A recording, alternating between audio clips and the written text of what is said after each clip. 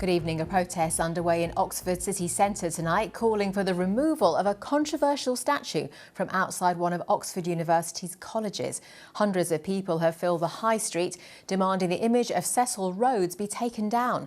Meanwhile, more than 100,000 people have signed a petition and half the city's councillors have signed a letter supporting the call. Catherine Da Costa is in Oxford for us tonight. Catherine, what's the atmosphere like? Yeah, there's been plenty of energy here. What's been a peaceful protest. Some estimates put it just over 1,000 people have gathered here on the High Street outside Oriel College in support of Rhodes Must Fall campaign and Black Lives Matter. Now, the statue of Cecil Rhodes stands way up above. Down below, there have been plenty of chants of take it down. There's also been a silence, 8 minutes 46 seconds, in memory of George Floyd, whose killing nearly just over a fortnight ago has triggered a series of protests around the world. A controversial figure even in his own lifetime. Cecil Rhodes, a 19th century imperialist, businessman and politician. He built his fortune in diamonds in South Africa and left a financial legacy to his Oxford College, Oriel, and scholarships bearing his name. But his prominent presence on the high street has long been seen by some as a symbol of white supremacy, colonialism and racism. In 2015, campaigners called for the statue to be removed. But the college said it served as a reminder of the complexity of history.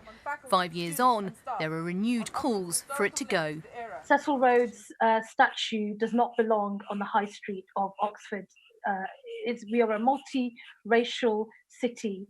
To have a statue celebrating a man, glorifying a man who has made lots of money from the subjugation and showing brutality towards black people is just not acceptable. This statue should have been removed a very long time ago. Take it down! Take it down!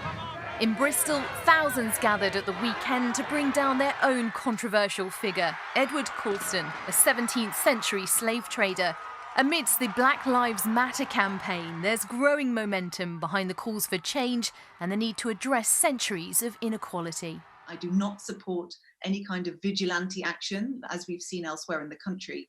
But it is time that we start to face our country's history and ourselves. And as a city, I think the community at large would appreciate having an open and honest debate about this, that I personally think should end in that statue being put in a museum. In a statement, the college makes no reference to its removal. Instead, it says it abhors racism and discrimination in all its forms. As a college, we continue to debate and discuss the issues raised by the presence on our site of examples of contested heritage relating to Cecil Rhodes. Some feel it's too simplistic to think removing historic statues will end the injustice. In a sense, you ought to remove the whole building it's in, because that's also part of it. You need to start going through all of Oxford, all of London, not just removing statues, but taking whole buildings down, and a whole sort of process, because imperialism and slavery went through absolutely all of society. But the protests have reignited the need for a national conversation on how to build a more equal and inclusive society. Well, I'm joined now with Simpiwi, who's one of today's organisers. And, you've got thousands of people have signed a petition. You've got local councillors and MPs behind you. You must feel that momentum's really building behind this campaign.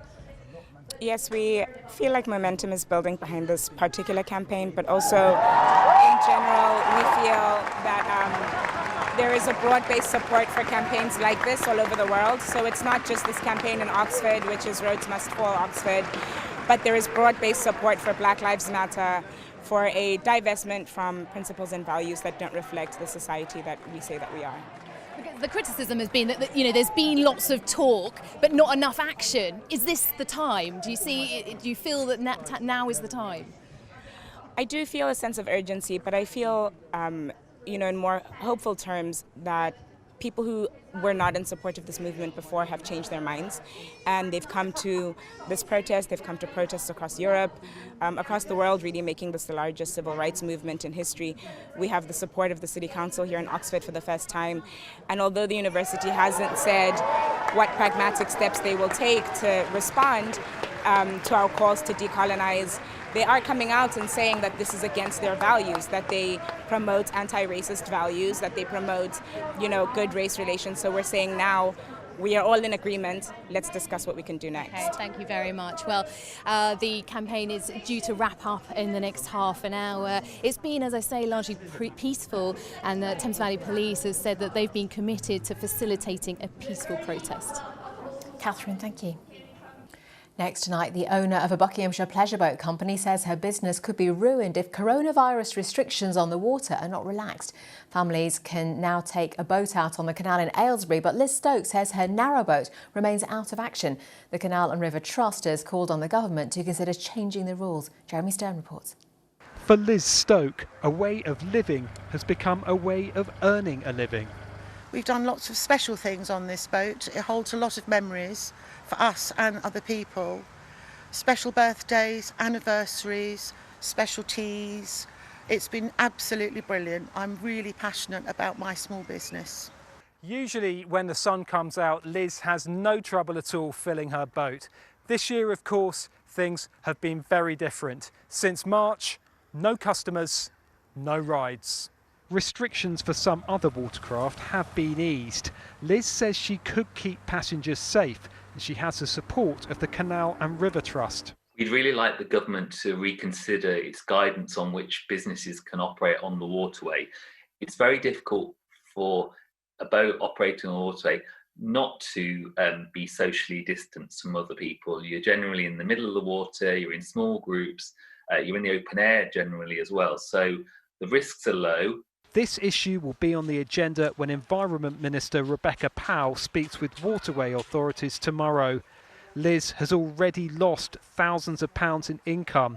A local business group has given a grant, but her applications for government help have been unsuccessful.